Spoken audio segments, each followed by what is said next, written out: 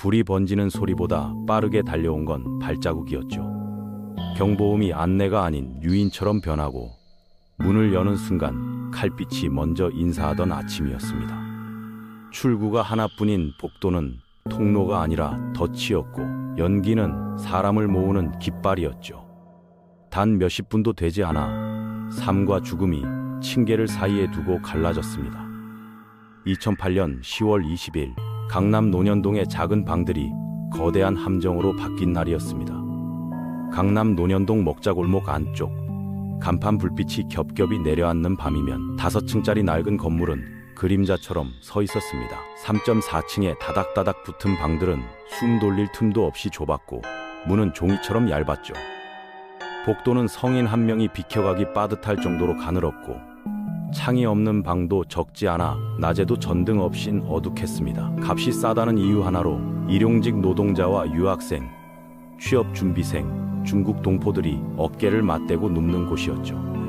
밤새 접시를 나르던 여성은 첫 차 시간에야 돌아와 침대에 쓰러졌고 아들의 치료비만 떠올리며 눈을 감았습니다. 피곤이 눈꺼풀을 내리누르던 그때 문틈으로 탄내가 스며드는 걸 그녀는 몰랐습니다. 가까운 방엔 서점 알바를 마치고 돌아온 청년도 있었고 취업책을 펼친 채 꾸벅이며 버티던 손은 고장난 문고리만큼이나 약했습니다. 그 청년은 나중에 배를 움켜쥔 손으로 112에 전화할 생각을 이 순간엔 상상도 못했죠. 그리고 다른 문 뒤에는 중국 유학을 잠시 멈추고 돌아온 21살의 딸이 있었습니다. 가족에게는 고모집에 산다고 말했지만 실제로는 골목 안 이곳에서 잠만 잤습니다. 학비를 스스로 마련하려는 비밀이었죠. 문제는 그 무대를 가장 먼저 떠올린 사람이 누구였는지였고 어떻게 그가 이 장소를 계산했는가였습니다. 그리고 왜 하필 그날이었는지였죠. 사람들은 늘 출구를 찾으면 산다고 믿지만 출구 앞이 낚시바늘이라면 어떻게 될까요? 그 질문이 바로 그날의 시작이었습니다. 이마에 두르는 불빛, 얼굴을 가리는 마스크와 물안경, 허리엔 가스 분사기와 손전등, 발목 바깥엔 테이프로 만든 칼집 2개, 어깨에는 권총 모양 라이터를 넣는 끈까지 둘렀습니다. 우스꽝스러울 만큼 치장했죠. 그는 거울을 보며 허리띠를 더 당겼습니다. 스스로를 다독이는 주문처럼 오늘은 끝낸다는 말을 속으로 굴렸습니다. 말투는 담담했지만 손놀림은 익숙했습니다. 연습이 없으면 나올 수 없는 움직임이었죠. 방 한쪽에 걸어둔 옷들을 꺼내 침대 위에 포개고 라이터용 기름을 아낌없이 부었습니다. 불씨 하나 던지자 천이 기름을 빨아들이던 힘으로 순식간에 타올랐습니다. 초침이 두세 칸 옮길 사이 벽지도 물을 만난 듯 불을 품었죠. 그는 불길을 뒤로하고 복도 가장 좁은 곳, 누구나 지나야 하는 병목으로 이동했습니다. 출구는 하나뿐이었고 사람들은 연기와 열기에 떠밀려 이곳으로 몰려들 테니까요. 길을 지킨다는 말에 가장 잔혹한 쓰임새였습니다. 먼저 문을 연 이는 코끝을 찌르는 냄새에 눈을 비비던 여성이었습니다.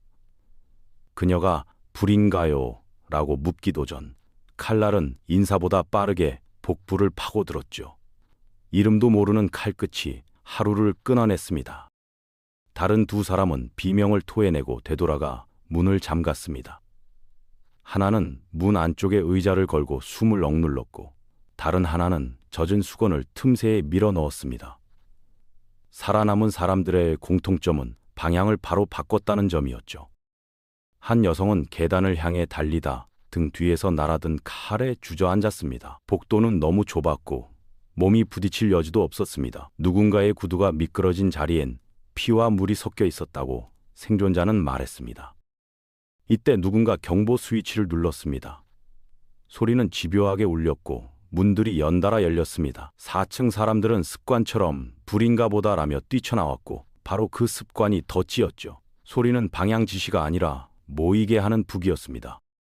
4층 복도 초입에서 청년 한 명이 코와 입을 옷자락으로 가리며 아래를 내려다보는 순간 칼끝이 치고 올라왔습니다. 그는 본능적으로 팔을 내밀어 나를 받았고 팔은 깊게 갈라졌지만 심장은 피했습니다. 계단 아래로 굴러 살아났죠.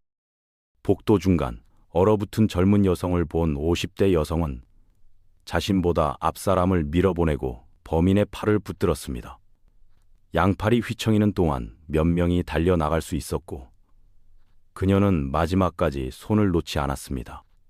목숨은 그 자리에서 멈췄지만요.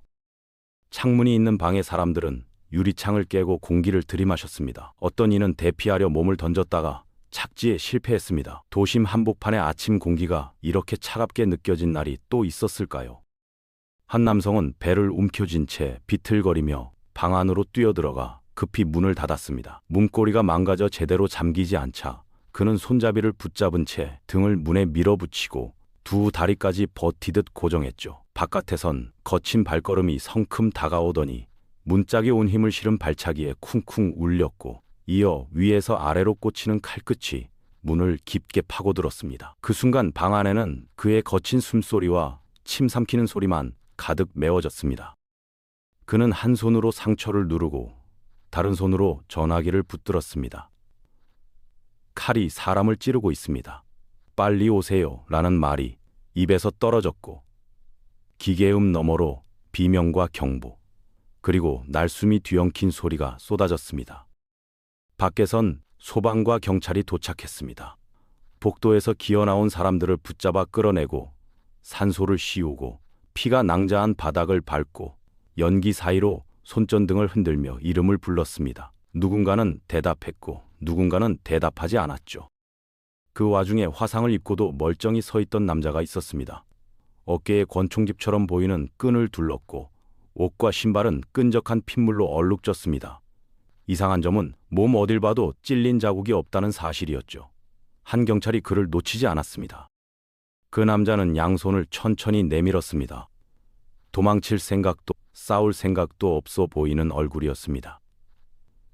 붙잡히니 마음이 편해진다는 식의 말을 했다고 전해지지만 우리가 들은 건 체포의 금속성 소리뿐이었습니다. 사람들이 옮겨지는 동안 수사팀은 방 하나를 열고 숨을 멈췄습니다. 벽과 선반은 크고 작은 인형으로 가득했고 틈마다 라이터, 헤드랜턴, 장난감 총, 기름통이 줄 맞춰 놓여 있었습니다. 쇼케이스처럼 정돈된 질서가 섬뜩했죠. 그 인형들은 어디서 왔을까요? 골목, 모퉁이, 편의점 앞 인형 뽑기 기계가 그 답이었습니다. 그는 월급날이면 몇 시간씩 그 앞을 떠나지 않았고 한 번에 수십만 원을 쏟아붓는 날도 있었습니다. 기계는 즉시 보상과 좌절을 번갈아 줬죠. 인형 뽑기는 그에게 작은 세계였습니다. 규칙은 단순했고 결과는 곧장 나타났습니다. 세상이 복잡하고 불공평하다고 느낄수록 그는 그 단순함에 집착했습니다. 인형과 함께 범행 소품까지 들어온 건 우연이라 하기엔 너무 정확했죠. 주변 사람들은 말했습니다. 그는 말 많고 싹싹했으며 술에 취한 손님에게 먼저 인사도 했다고요. 누가 보더라도 조금 독특한 사람 정도였지 칼을 들 인물이라곤 생각하지 못했다고요. 겉과 속의 거리는 이렇게 멀었습니다. 그의 과거를 열어보면 다른 그림이 숨어 있었습니다. 학교에서 작은 책으로 집단 괴롭힘을 견뎠고 중학생 때 농약을 마시는 극단을 택했다 살아났습니다. 이후에도 여러 차례 자신을 해치려 했고 살아난 날들이 이어졌죠. 죽으려 하면 살아나고 살아있자니 의미가 없다는 생각이 새처럼 어깨에 앉아 떠나지 않았습니다. 어느 순간 그는 방향을 틀었습니다. 스스로 끝낼 수 없다면 누군가에게 나를 끝내게 만들자는 왜곡이 자리 잡은 것이죠. 그 무렵부터 그는 하나둘 물건을 모았습니다. 칼은 동대문 시장에서, 가스 분사기와 권총끈은 강남의 상점에서, 노트엔 자주 같은 문장을 적었습니다. 이제 정리할 때가 됐다. 끝은 멋지게 같은 자극적인 말들이었죠. 노트의 문장들은 일기가 아니었습니다. 자기 최면에 가까웠습니다. 눈에 띄지 않게 성장하자는 식의 말로 겉은 평범하게 유지했고 속은 점점 단단해졌습니다. 오래 묵힌 고체처럼요. 한번 굳으면 쉽게 부서지지 않았습니다. 2008년 가을 그는 더 이상 미룰 수 없다고 느꼈습니다. 예비군 소집을 4년 가까이 무시한 대가로 100만 원대 중반의 벌금이 눈앞으로 다가왔고 경찰 출석 요구도 통보됐습니다. 휴대전화는 곧 끊길 참이었습니다. 그날의 시계를 돌리면 아침 8시 조금 지나 불이 붙었고 경보를 누가 먼저 울렸는지는 여전히 불분명합니다. 다만 분명한 건 복도 끝의 의도였습니다. 사람은 소리에 모이고 모이는 곳을 지키는 칼은 멈추지 않았다는 사실입니다. 계단과 창문 사이에서 삶은 여러 갈래로 찢어졌습니다. 어떤 갈래는 병원으로, 어떤 갈래는 영안실로, 어떤 갈래는 고향으로, 또 어떤 갈래는 변호사 사무실과 법정을 오가며 이어졌습니다. 그리고 몇 갈래는 그 자리에서 끊겼죠. 가장 젊은 그 여학생의 비밀은 아버지에게 뒤늦게 알려졌습니다. 고모 집에서 지낸다던 말은 학비를 스스로 채우려는 다짐의 보호막이었습니다. 그는 그 사실 앞에서 한동안 말을 잃었습니다. 미안하다는 말조차 더 아프게 느껴졌죠. 아버지는 한때 가게를 잃었고 그래도 딸에게만큼은 길을 열어주고자 애썼습니다. 그 길의 어느 지점에 이렇게 깊은 구덩이가 있을 줄은 누구도 몰랐습니다. 사람의 삶은 지도에 없는 함정으로 가득 차 있죠. 그날은 그 함정이 입을 벌렸습니다. 체포된 남자는 취조실에서 담담했습니다. 붙잡히니 평화롭다 같은 말을 했다고도 합니다. 누군가는 그것을 후회라 읽고 누군가는 연출이라 읽습니다. 어느 쪽이든 결과는 바뀌지 않았습니다. 이미 수많은 생이 뒤집혔으니까요. 법정은 차갑게 계산했습니다. 장비 준비, 장소 선택, 시간대 선정, 복도의 구조 활용, 경보음의 활용, 이 모든 요소가 우연이라 보기 어렵다고 결론 냈습니다. 의사 결정 능력은 남아 있었고 계획성은 뚜렷하다는 판단이었죠. 검찰은 최고형을 구했습니다. 재판부는 이를 받아들였고 그는 항소를 포기했습니다. 말하자면 스스로 결말을 서두른 셈이었죠. 그렇지만 그가 상상한 총선과는 다른 방식이었습니다. 우리 사회는 오랫동안 집행을 멈추고 있으니까요. 유가족과 생존자에게는 그 이후의 시간이 더 잔혹했습니다. 병원비, 고지서가 달력보다 촘촘히 쌓였고 밤마다 경보음이 귀에서 꺼지지 않았습니다. 문고리를 잡을 때마다 손이 떨렸고 엘리베이터 경고등만 봐도 다리가 굳었죠. 어떤 이들은 도움을 받을 창구를 찾다 문전박대를 겪었습니다. 범죄자는 체포되는 순간부터 시스템이 작동하지만 피해자는 종종 각자 도생의 계단을 올라야 했습니다. 그 계단엔 난간도 이정표도 부족했습니다. 그런 시간을 지나도록 손을 내민 사람들이 있었습니다. 사비를 털어 유가족의 생활을 돕고 상담을 연결한 이가 있었고 지역의 가게를 다시 열게 다리를 놓아준 이도 있었습니다. 슬픔은 나눠도 가벼워지지 않지만 덜 외로워지긴 하니까요. 아버지는 바다로 내려갔습니다. 칼을 잡는 손은 한동안 떨렸고 회접시 위에 얹는 한 점마다 마음속 빈자리를 다시 보게 되었습니다. 그래도 손님이 맛있다라고 말하는 날이면 잠깐은 숨을 고를 수 있었습니다. 이 사건은 제도의 빈틈을 정면으로 드러냈습니다.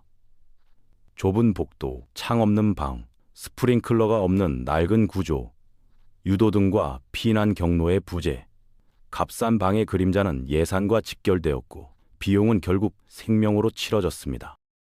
사건 이후 고시원에 대한 기준은 강화되었습니다. 간이 스프링클러 의무화, 피난 유도선, 복도 폭의 상향, 새로 짓는 곳엔 적용이 빨랐고 오래된 건물엔 유예가 길었습니다. 규정의 문턱은 낮아 보였지만 현실의 문턱은 높았죠. 몇 해가 지나 다른 동네에서 또 다른 불이 나며 제도는 한 걸음 더 움직였습니다. 뒤늦은 보완은 늘 상처를 확인한 뒤에야 시작됩니다. 불이 난 뒤 수도꼭지를 교체하는 격이죠. 그래도 바꾸지 않는 것보단 훨씬 낫습니다. 정신건강 체계에 대한 질문도 떠올랐습니다. 괴롭힘의 기억, 반복된 자해, 기계적 자기 비하, 고립, 이런 신호들은 오래전부터 깜빡였지만 주변은 조금 별난 사람이라며 넘겼습니다. 개입의 타이밍은 늘 애매했죠. 강제 치료의 기준을 두고 논쟁이 이어졌습니다. 위험이 커지기 전에 손을 잡아야 한다는 쪽과 대다수 환자는 평범한 일상을 산다는 쪽의 목소리가 부딪혔습니다. 낙인을 피하면서도 위험을 줄이는 길, 그 길은 아직도 찾는 중입니다. 한편 공공과 민간의 피해자 지원 체계는 조금씩 재정비됐습니다. 초기 위기 비용을 신속히 지급하고 장기 치료와 직업 재기까지 이어지도록 설계를 바꾸려 애썼습니다. 돈이 감정을 대신하진 못해도 시간을 벌어주긴 하니까요. 경찰과 소방의 공조 매뉴얼도 보완됐습니다. 경보음 작동 시 인파가 한 방향으로 몰리지 않게 유도하고 복도 병목에 대응하는 전술을 정비했습니다. 무조건 출구라는 상식을 상황에 따라 재해석하는 훈련이 추가됐죠. 그럼에도 현장은 늘 불확실합니다. 야간 한 명 근무의 관리실, 엔지니어의 부재, 경비 인력의 순환, 예산의 한계, 이런 현실적 제약은 지침서 끝에 작은 글씨로 남습니다. 작은 글씨는 위기 때 더 쉽게 지워지곤 하죠. 편의점 유리 너머로 보이는 인형 뽑기 기계 앞엔 오늘도 누군가 서 있습니다. 동전이 투입되고 집게발이 떨어지고 인형은 다시 미끄러집니다. 즉각적 보상과 즉각적 좌절은 사람을 한 곳에 붙들어 두죠. 외로움의 형태가 바뀐 것뿐입니다. 도시는 이렇게 작은 중독과 큰 외로움, 그리고 얇은 벽으로 이루어집니다. 벽은 소리를 막지 못하고 고통을 밀어내지도 못합니다. 다만 비밀을 잠시 보관할 뿐이죠. 그 비밀이 불과 칼로 변하는 날을 막는 것이 우리의 몫입니다. 사람을 살리는 규칙은 늘 구체적입니다. 문은 어느 방향으로 열리는지, 경보는 어떤 속도로 울리는지, 피난 계단은 몇 발짝에 도달하는지, 이런 사소함이 생사의 무게를 나눕니다. 무게는 디테일에 걸려 있죠.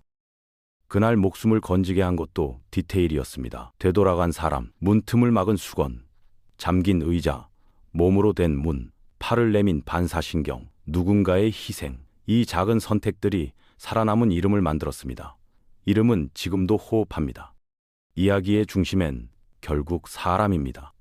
분노를 씻을 길을 찾는 아버지, 팔의 흉터를 바라보며 잠에서 깨는 청년, 경보음만 들리면 심장이 먼저 뛰는 생존자, 그리고 그들의 옆에서 조용히 숟가락을 놓는 누군가가 있습니다. 우리가 할 일은 그 이름들이 조용히 쉬게 해주는 것입니다. 복도 폭을 넓히고, 경보를 똑똑하게 만들고, 창 없는 방을 줄이고, 화재 훈련을 실전처럼 바꾸는 것, 그리고 위험 신호를 혼자 메모장에만 남기지 않게 하는 것. 우리가 바꿀 수 있는 것은 작은 것들입니다. 한 번 더 점검하고, 한 번 더 묻고, 한 번 더 연락하는 것. 괜찮아. 나는 인사 뒤에 정말을 덧붙이는 것. 그 두 글자가 길을 바꿉니다. 때로는 생을 바꿉니다.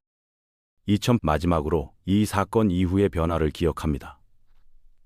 제도는 늦게 움직였지만 움직였고, 현장은 느리지만 변했고, 사람들은 오래 걸렸지만 서로를 찾았습니다. 이 느린 변화가 앞으로는 조금 더 빨라지면 좋겠습니다.